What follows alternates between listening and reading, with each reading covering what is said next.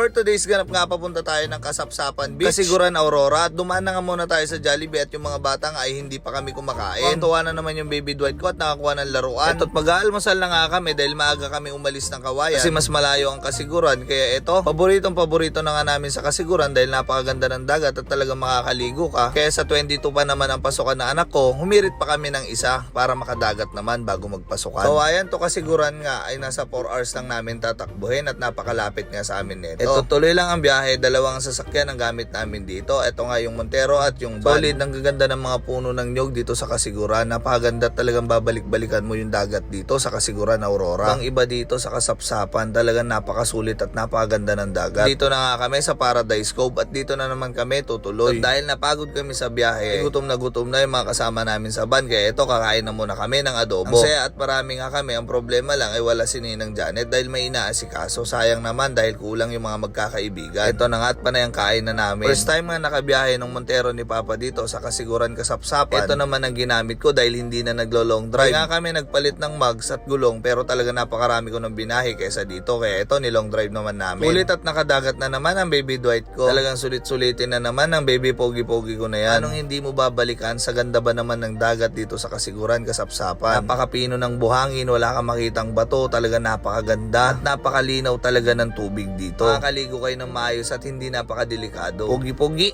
Eto't nag-aayos na nga sila ng mga papaitan. Eto nga si Kuya Biyong ay tumitira na at si Jomel. Wala namang may tulong yung dalawa kaya eto, nagbabalat na lang ng mga rekado. Tamang pahinga pa nga lang at preparasyon ng mga pagkain dahil napakainit pa naman at mamaya pa maliligo. Eto't papakita ko sa inyo kung gaano kaganda yung dagat dito sa Kasapsapan, Kasiguran. Ganda yung dagat dito sa Kasiguran, Kasapsapan.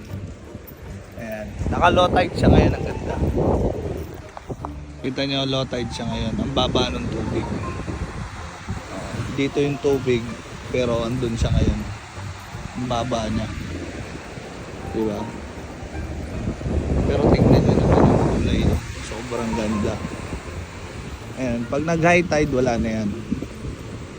Mawawala yan. Tingnan nyo kung gaano kaganda ang dagat dito sa Kasiguran, Kasapsapan.